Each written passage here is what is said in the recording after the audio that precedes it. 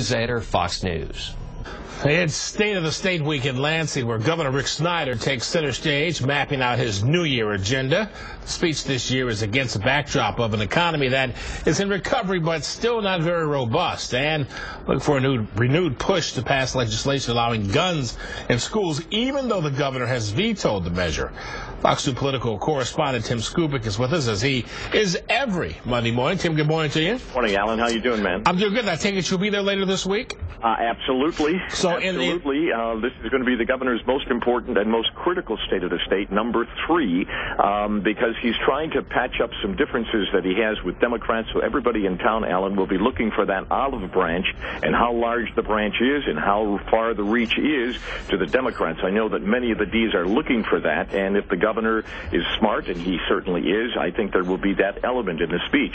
So as he patches up these differences, he also needs to get Democratic votes, which is why you go there. The comeback in the domestic auto industry, however, is fueling this economic comeback.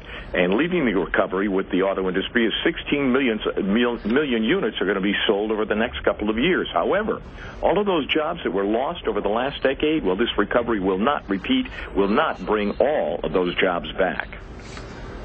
We're in the dumper, and even after 6 years of, if we're correct, after 6 years of recovery, we're still only going to gain back about 40% of the jobs we lost in the last decade. The economy is moving in the right direction. It's going up. It's not going down. Unemployment is expected to come down a little bit. The state maybe has an extra $250 million to spend with the governor's budget coming out on February the 7th. Now, you mentioned in your lead, Alan, and this will be interesting to our viewers this morning, they thought that this guns in the school issue was over. Well, it turns out that the pro-gun lobby would like to revisit this issue and try to find a way to undo what the governor did last year, which was to veto the plan. Recall that the governor vetoed the guns in the schools, sports arenas, churches, and elsewhere. But this former conservative lawmaker explains he will ask Senator Mike Green, who backed the original bill, to try again with hopes of bringing the governor on board this time around. To me, it's an issue of states' powers, 10th Amendment versus the federal. How much are we going to allow the federal government to continue to tell the states what they can or cannot do? I'm going to be talking with Senator Green. He's sort of the leader on the Second Amendment issue. What more needs to be done?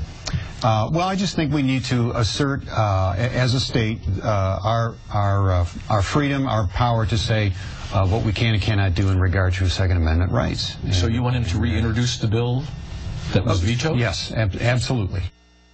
You know, this opened up a can of worms last year, and if they go here again this year on this issue, it will again. And this, of course, comes in the midst of the folks in Washington trying to figure out, Mr. Biden and company, trying to figure out what to do on the gun issue there. The governor, by the way, in his speech, will say nothing about guns in the schools.